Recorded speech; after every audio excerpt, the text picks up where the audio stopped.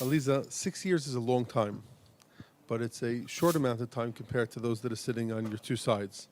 So I'm going to ask you to focus more on challenges that Olim are having. You know, Rabbi Kalman is talking more about the structure of the government and how to deal with, creating a new system to build an organization. And I'm sure you can give me many stories about Mitzpe Yericho and the challenges that you have in passing Taba and passing this and passing that. But specifically, if we go down to the incredible Pilichowski family and moving from Boca Raton, Florida to Israel, maybe you can point out a certain challenge that you had and how you overcame it that can inspire those that might be listening to us right now that are trying to overcome certain hurdles. So I definitely identify with challenges of making Aliyah. That being said, they're very, very, very small in comparison to what you get. To have the schus of waking up and taking your kids to school and say, wow, look how clearly you see Hare Amon v'Moav this morning. Look out at Yericho.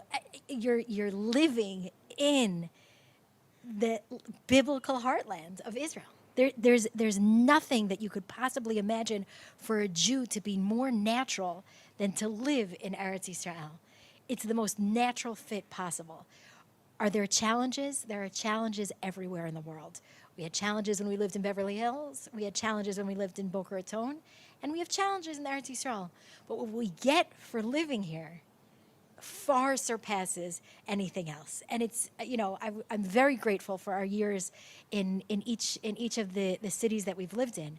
But to be able to live in Eretz Yisrael is really unparalleled, and you reap such benefits. The Anashim Chashuvim that I'm sitting with have mentioned the uniqueness, the specialness of Eretz Yisrael.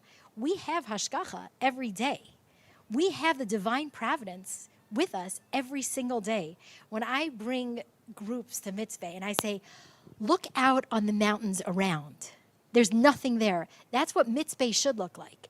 And if you look around Mitzpe, the green, the lush, the flowers, the trees, every time we plant a tree, it's Yad Hashem. It's the hand of Hashem allowing that tree to grow. It's crazy that I have lemon trees in my front yard that just grow supernaturally.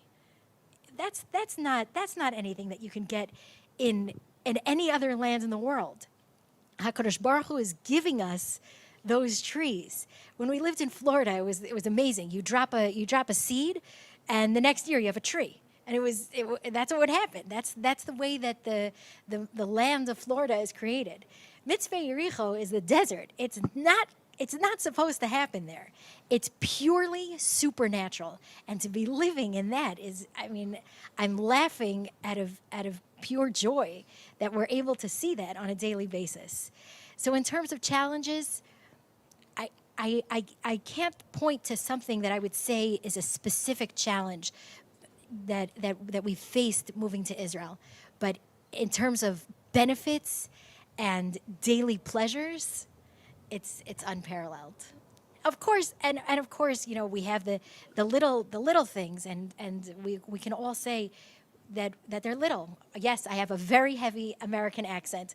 I cannot say a good resh for the life of me. But that's okay. That's okay. I can still ask for what we need for the yishuv.